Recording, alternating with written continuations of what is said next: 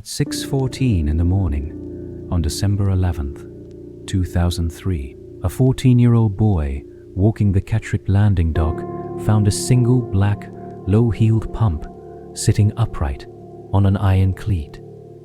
Size 7, heel down. The surrounding dock boards were coated in frost. The shoe was bone dry. That shoe should not have been dry. Not at 6 in the morning. In December, not with temperatures that had dropped to 28 degrees Fahrenheit by 11 the night before. The frost covered every horizontal surface within eyeshot, planks, railings, the rusted cleats themselves, every surface except the inside of that heel cup. 3 days later, investigators would have a body and a name. What they would not have for another 6 weeks was the answer to the question Leon Hansen wrote at the top of his notes that first morning. How does a dry shoe end up on a frozen dock at dawn? Melissa Burns was 22 years old and 11 months into building something new. She had come to Catterick Landing from Dellard, a smaller town, a quieter life, a chapter she was ready to close. Catterick Landing was not glamorous, but it was hers. She worked the lunch shift at Patsy's Diner, 5 days a week, memorizing regulars' orders and banking the tips. In the evenings, she was taking one online accounting class.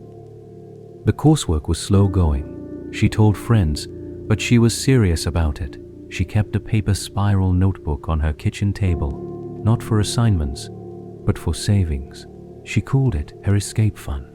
In December of 2003, it was open to the current month. The numbers were small. They were growing. On Tuesday nights, she played trivia at the community center on Forest Road with a team she had named the Gutter Scholars, Wendy Okafor, Al Dempsey, and Marcus Webb. Marcus was 26, steady, quiet. Melissa had started dating him quietly in November, just weeks before she disappeared. No one outside the team knew yet. By all accounts, she was organized, grounded, and deliberate. She did not take risks she had not thought through first. She answered her phone. She showed up on time. She had a plan. On the evening of December 9th, 2003, the Gutter Scholars finished their weekly round. At approximately 9:40 in the evening, the team lingered near the exit. Marcus offered Melissa a ride. She thanked him and said no. She had her car. She was fine. It was the kind of small, ordinary decision that people make every Tuesday. It was the last decision anyone witnessed her make. A 1997 Honda Civic was found 2 days later on December 11th. The same morning, Carl Patterson found the shoe. The car was parked behind the gangway entrance to the Marquette Bell, a riverboat casino docked at Catterick Landing on off nights. The doors were locked. The keys were on the driver's seat. The medical examiner would later place time of death between 10 in the evening and midnight on December 9th. The cause was manual strangulation. There were no defensive wounds. Melissa's body had been moved to the water after she was killed, deposited into the Catterick River at the Vance Road culvert approximately 3 miles downstream, where it was recovered on December 14th. She had been dead for about 4 days before anyone pulled her from the river. She had been missing for 2 before anyone found her car.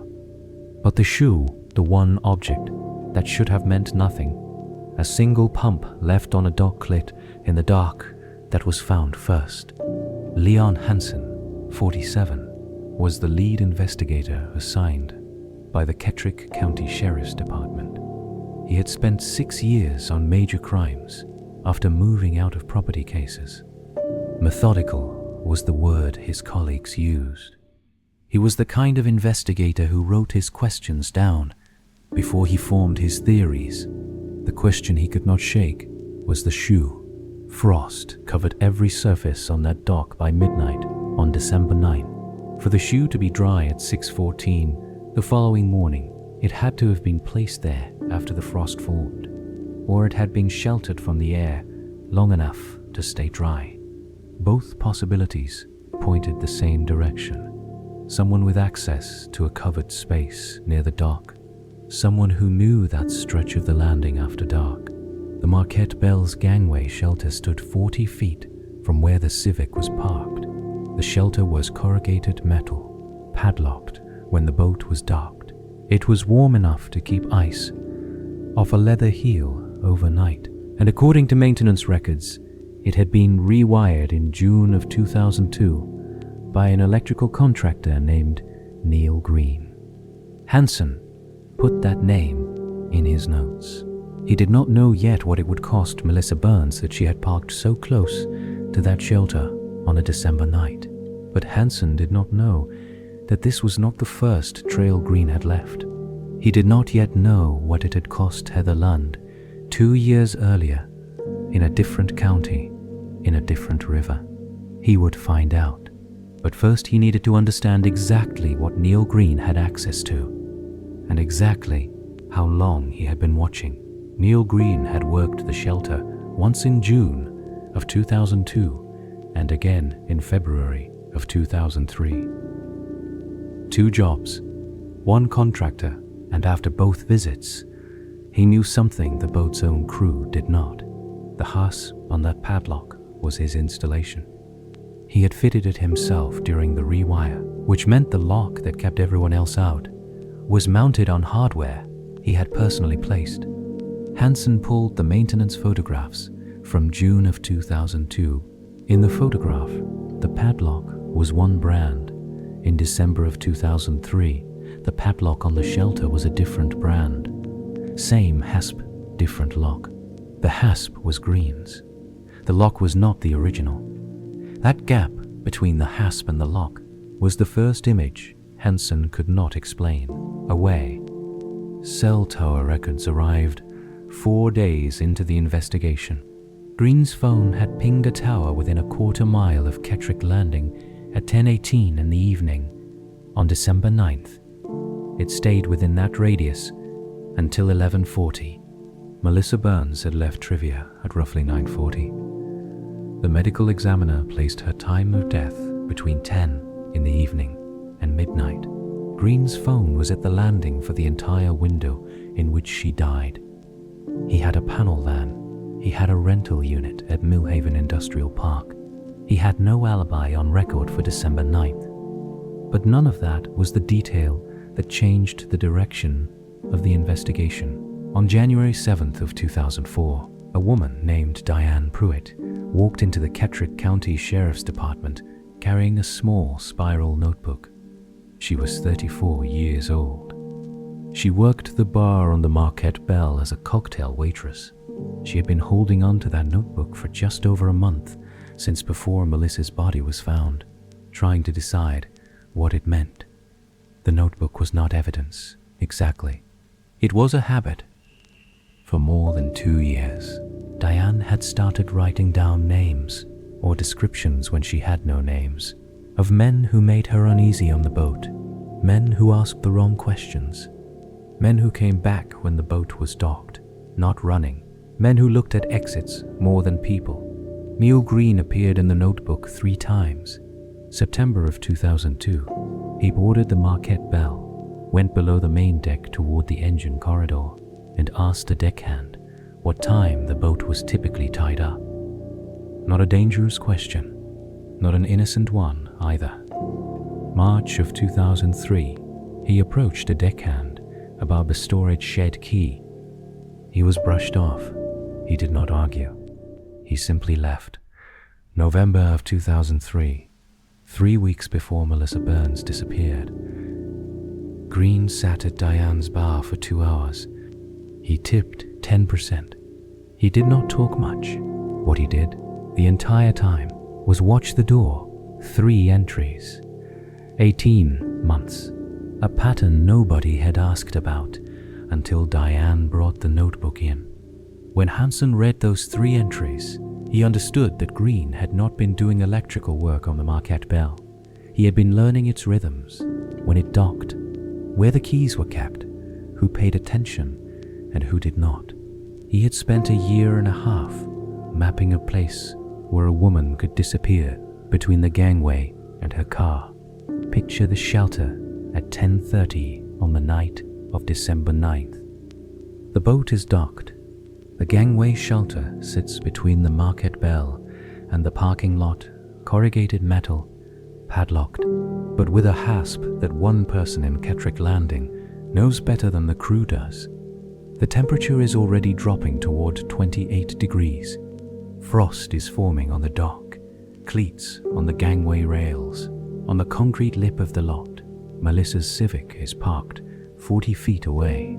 If Green used the shelter as a staging point, a locked, warm, dry space between the water and the road, then what happened inside it left almost nothing behind. No defensive wounds on Melissa's body. No witnesses placing Green with her. The physical evidence by the time the search warrant was executed on January 19th was a padlock in a toolbox behind the driver's seat of his van and a single black pump in his rental unit. The padlock in the toolbox was a different brand than the one on the shelter. The defense would argue this at trial, but the hasp, the toolbox padlock, was fitted to show tool marks consistent with Green's own installation work. The same hand that built the shelter's mount had built the van's. He had not copied a key. He had not picked a lock. He had simply never given back access to something he had built himself. The shoe was the other weight on the scale. Right foot, size 7. Black, low-heeled pump. It matched the one Carl Patterson found standing upright on the dock. Cleat the morning of December 11th, bone dry, while frost covered everything around it. The match was exact. The match was exact. One shoe on a frozen dock. One shoe in a contractor's unit, 3 miles away. The question the defense never fully answered was this: how does a single shoe end up standing heel down on an iron dock cleat in December, dry, while the entire surface around it is coated in frost? The most economical explanation, and the one the jury accepted after 11 hours, was that someone carried it out of the shelter and the iron lip of the cleat caught the heel cup as they moved, accidentally, in the dark. The kind of mistake made by someone moving fast, carrying weight, not thinking about the small things. Diane's notebook did not prove Green killed Melissa Burns. The cell tower data did not prove it. The padlock alone did not prove it. But stacked together, the hasp he built, the phone that put him there during the only window that mattered. The shoe in his unit, and 18 months of documented visits in a waitress's spiral notebook. The cumulative weight was what the jury held in the room for 11 hours before they came back. Green said nothing, not at arrest, not at trial, not for 6 years after sentencing. He filed an appeal in 2010. It was denied in December of 2010. 6 weeks later, in January and February of 2011, he asked to speak with a corrections investigator. What he said across 3 sessions in January and February of 2011 recontextualized every argument his defense had made. He had been to the shelter before December 9th more than once, and Heather Lund. No once, and Heather Lund. Found in the Palliser River in December of 2001, 9 days after she was last seen near a riverfront venue where Green had done electrical work 4 months earlier. Many had not been a coincidence. She had been the beginning. Lund was 24 when she was found in the Palliser River in December of 2001, 9 days after she was last seen near a riverfront venue in Palliser County. Manual strangulation. No defensive wounds, moved to water after death.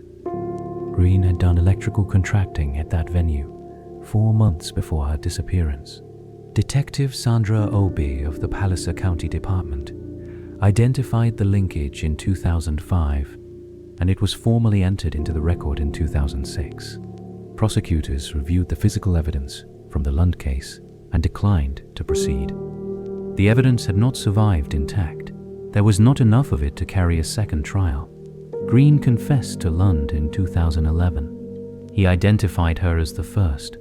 He was never charged.